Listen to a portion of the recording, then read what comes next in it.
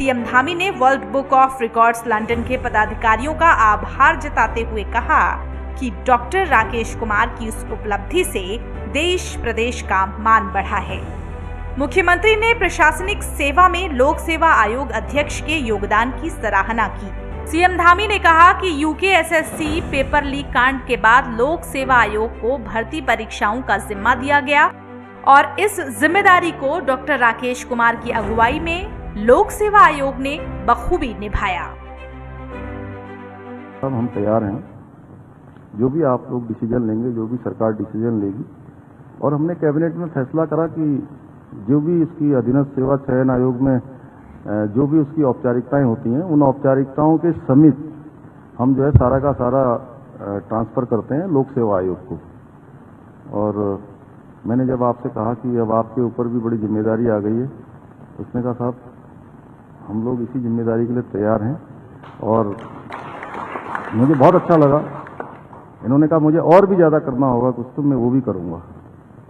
ऐसे समय में जब राज्य की बात है, बच्चों के भविष्य की बात है, तो मैं किसी कीमत पर पीछे नहीं हटूंगा।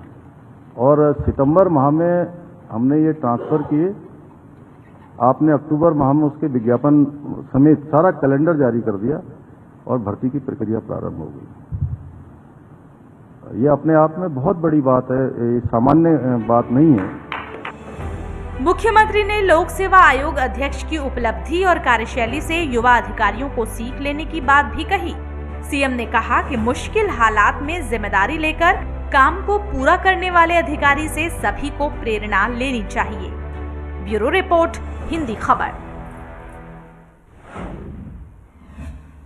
कालाढूंगी के Kotabagh community action for health के अंतर्गत ब्लॉक स्तरीय आशा संवाद कार्यशाला का आयोजन किया गया।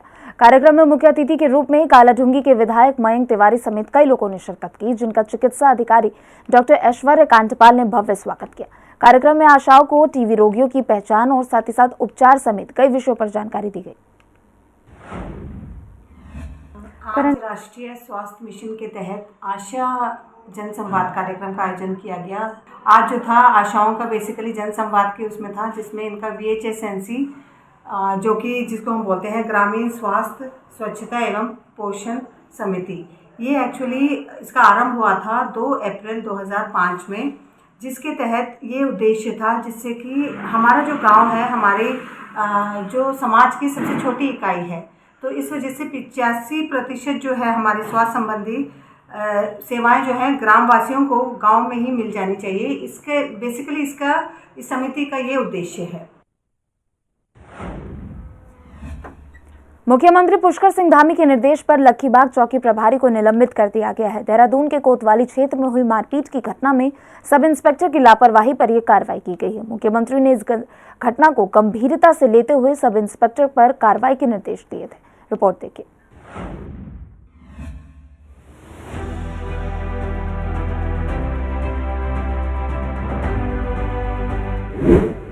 मारपीट से युवक की मौत पर सीएम सख्त, लापरवाह एसआई पर दिए कार्रवाई के निर्देश। सीएम के निर्देश पर लापरवाह एसआई सस्पेंड। देहरादून के कोतवाली क्षेत्र में हुई थी वारदात।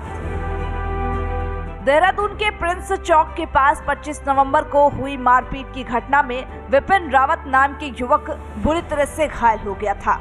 बाद में इलाज के दौरान युवक की मौत हो गई। युवक की मौत पर अस्पताल में जमकर हंगामा हुआ, तो वहीं मौके पर कांग्रेस प्रदेश अध्यक्ष करण माहरा भी पहुंचे और उन्होंने इस मामले में पुलिस पर गंभीर लापरवाही के आरोप लगाए। करण माहरा ने कहा कि इस घटना को लेकर के नगर कोतवाली में मुकदमा दर्ज किया गया था, लेकिन पहले तो काफी हल्की धाराएं लगाई गई और फिर मामले की विवेचना कर रहे लक्खीबाग पुलिस चौकी सब इंस्पेक्टर प्रवीण सैनी अभियुक्तों की गिरफ्तारी की बजाय समझौता कराने के प्रयास में लग गए। युवक की मौत के बाद एक आरोपी को गिरफ्तार किया गया, लेकिन हल्की धाराएं होने के कारण वो जमानत पर रिहा भी हो गया। कांग्रेस प्रदेश अध्यक्ष ने आरोपियों के रसूखदार परिवार से होने के कारण पुलिस पर लापरवाही के आरोप लगाए।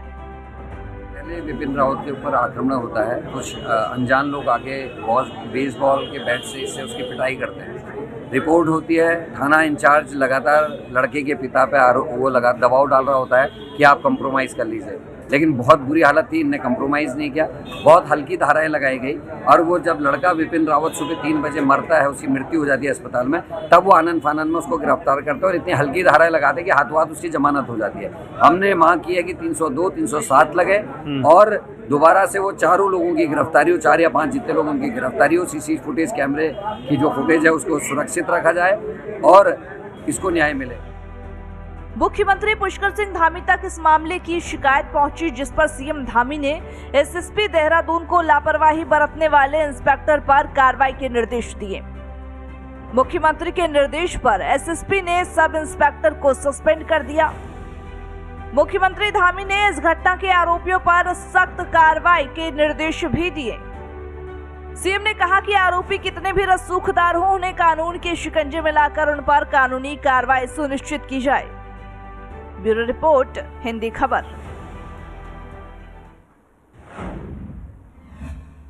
चंपावत में पुलिस का ऑपरेशन क्रैकडाउन अभियान लगातार जारी है। अभियान के तहत पुलिस जनपद में चल रहे नशे के कारोबार को पूरी तरह से ध्वस्त करने में जुटी है।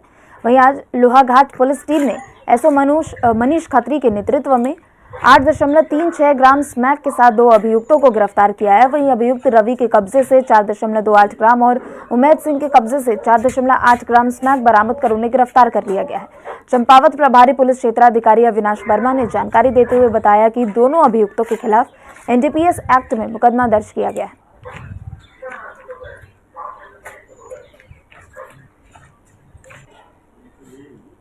आठ क्षेत्र की घटना है जिसमें 2 अभियुक्तों को स्मैक के साथ गिरफ्तार किया गया था। इसमें एक व्यक्ति है उमेद सिंह, ये कोतवाली पंचेश्वर क्षेत्र का रहने वाला है, और दूसरा व्यक्ति है रवि ढेक, ये थाना लोहाघाट क्षेत्र का रहने वाला है। इन दोनों अभियुक्तों के पास से लगभग 8 ग्राम स्मैक बरामद हुई है। दोनों अभियुक्तों को गिरफ्तार करके अग्रिम कार्रवाई के लिए न्यायालय में भेजा है। लक्सर में किसानों को प्रधानमंत्री फसल बीमा योजना के बारे में जागरूक करने के लिए रथ यात्रा निकाली गई है। कृषि रक्षा केंद्र प्रभारी शेरपाल और बीडीओ पवन सैनी ने कृषि कार्यालय से जागरूकता रथ को रवाना किया।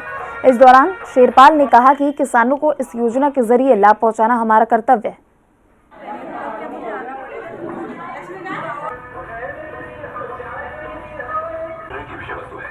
ये प्रधानमंत्री फसल बीमा योजना चल रही है, जबकि ये हमारे विकास खंड लक्सर में काफ़ी सक्रिय हैं किसान इसमें।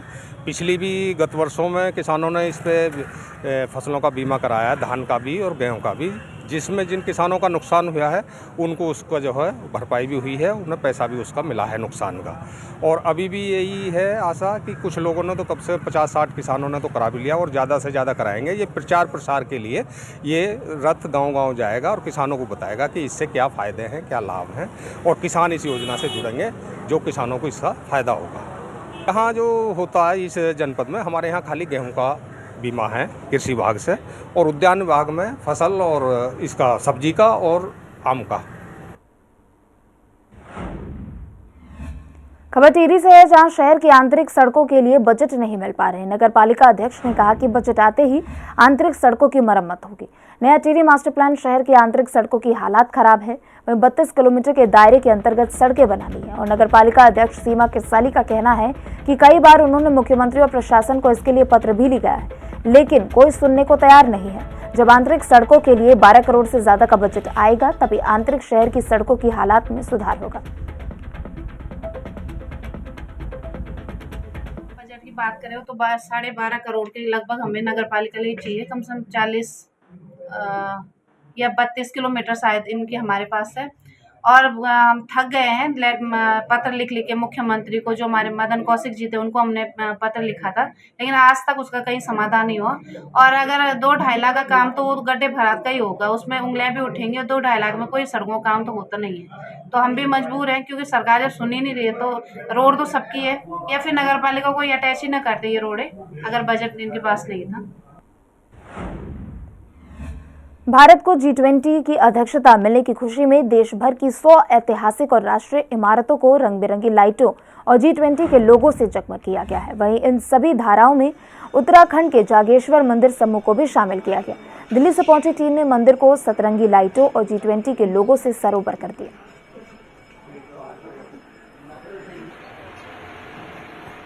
आज विशेष हर्ष का विषय है कि भारत सरकार को G20 की अध्यक्षता का मौका मिला। इस अवसर में भारत सरकार द्वारा भारत में समस्त 100 ऐसे आध्यात्मिक क्षेत्र और पर्यटक क्षेत्र चुने गए, जिनमें एक आध्यात्मिक क्षेत्र जागेश्वर धाम है। तो हम जागेश्वर धाम के पुजारी होने के नाते हमारे लिए और हमारे पुजारी समुदाय के लिए बहुत हर्ष का विषय है। हम हिंदू हृदय सम्राट प्रधानमंत्री नरेंद्र मोदी जी का तहे दिल से हार्दिक स्वागत करते हैं और अभिनंदन करते हैं। बाबा श्री जागेश्वर जी की विशेष कृपा प्रधानमंत्री नरेंद्र मोदी जी में और पूरे मंत्रिमंडल में बनी रहे। बिपिन रावत मामले का संज्ञान लेते हुए सीएम धामी ने देहरादून के एसएसपी को लापरवाही बरतने वाले चौकी इंचार्ज को सस्पेंड करने का आदेश दिया है। लकीबाग के चौकी प्रभारी प्रवीण सैनी पर लापरवाही करने और अभियुक्तों की गिरफ्तारी न करने के गंभीर आरोप लगे थे। इस मामले को गंभीरता से लेते हुए मुख्यमंत्री पुष्कर सिंह धामी ने एसएसपी देहरादून को कार्रवाई के निर्देश दिए थे। इसी क्रम में तत्काल प्रभाव से उप निरीक्षक प्रवीण सैनी को निलंबित किया गया।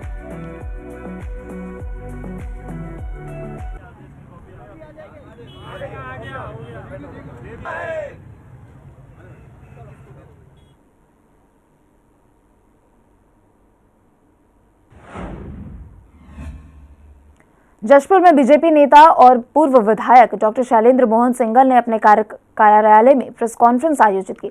पत्रकारों से बातचीत के दौरान उन्होंने वर्तमान विधायक पर निशाना साधा। दरअसल बीते दिनों वर्तमान विधायक ने शैलेंद्र मोहन सिंघल पर कई गंभीर आरोप लगाए। उसी को लेकर अब डॉक्टर शैलेंद्र सिंघल ने कहा कि विधायक ने जो मेरे ऊपर आरोप लगाए हैं उन्हें सच साबित करें। देखिए, इस समय जशपुर विधायक जी द्वारा विधानसभा का भी जो सत्र हुआ उसमें मेरे ऊपर आरोप लगाए, यहाँ की पुलिस के ऊपर आरोप लगाए और कुछ इस तरह की बातें उन्होंने अपना विशेषाधिकार जो मिलता है उसके अंतर्गत उन्होंने कुछ बातें रखी। तो उसमें ये भी कहा गया कि मेरे द्वारा मेरे सत्य जो यहाँ होता है कोई, उसमें 50,000 रुपये महीना जब मैं विधायक था मुझे मिला करता था और उनको भी कुछ ऑफर दी गई। तो मैं ये कहना चाहूँगा कि जो मुझे 50,000 रुपये देता था या उनको ऑफर दी गई, उसके खिलाफ उन्हें FIR करानी चाहिए। फिलहाल इस बुलेटिन में सिर्फ इतना ही। आप देखते रहे हिंदी खबर। नमस्कार।